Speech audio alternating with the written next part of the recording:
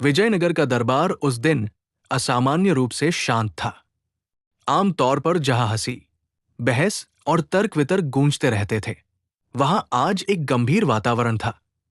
राजा कृष्ण देवराय अपने सिंहासन पर बैठे थे, पर उनके चेहरे पर चिंता की रेखाएं साफ दिख रही थी।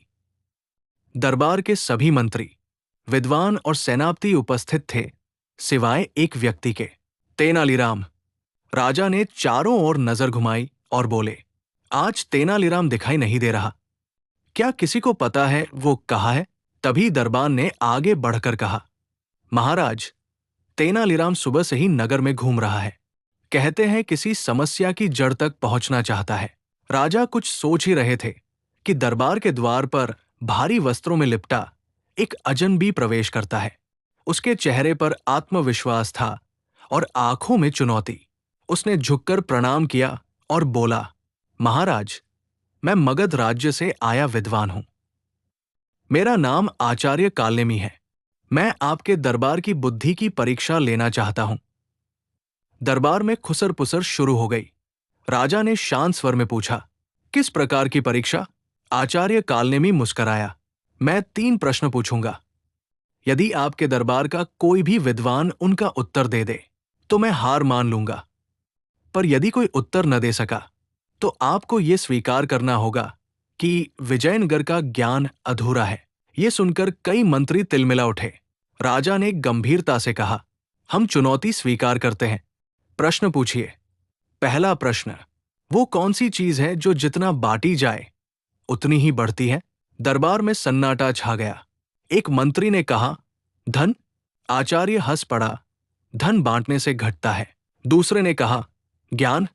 आचार्य ने सिर हिलाया, नहीं, ज्ञान बढ़ता तो है, पर मेरा उत्तर कुछ और है। कोई भी सही उत्तर न दे सका। दूसरा प्रश्न, वो क्या है जो सबके पास है पर कोई उसे देख नहीं सकता? कुछ ने कहा हवा, कुछ ने कहा आत्मा, पर आचार्य हर उत्तर को अस्वीकार करता गया। तीसरा प्रश्न, वो कौन सी चीज है जो राजा और भिखारी दोनों को समान रूप से नचा देती है? अब तो दरबार पूरी तरह चुप था। राजा कृष्ण देवराय की भौहें सिकुड़ गई।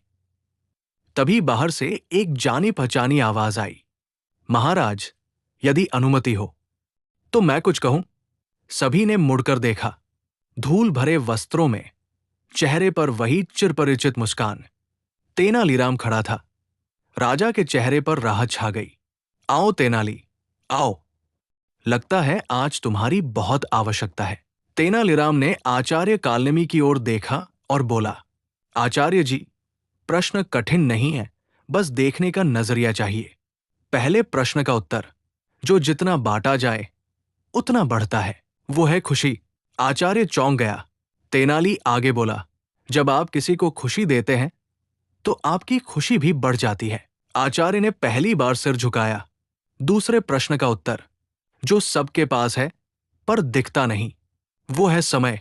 सबके पास बराबर समय है, पर कोई उसे देख नहीं सकता, न पकड़ सकता है। आचार्य की आंखों में अब सम्मान झलकने लगा। तीसरे प्रश्न का उत्तर, जो राजा और भिखारी दोनों को नचाता है, वो है भाग्य और परिस्थितियां। कभी राजा को झुका देती है, कभी भिखारी को उठा देती है। पूरा दरबार तालियों से गूंज उठा।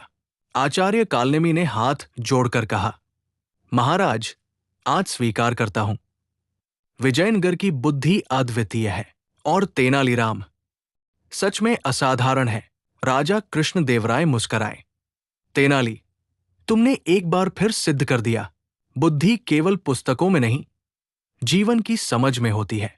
तेनालीराम ने हंसते हुए कहा, महाराज, जब तक जिज्ञासा जीवित है तब तक बुद्धि भी जीवित रहती है।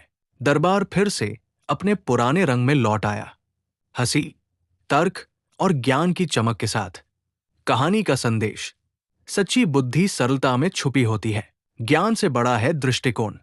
जो जीवन को समझ ले वही सच्चा विद्वान है।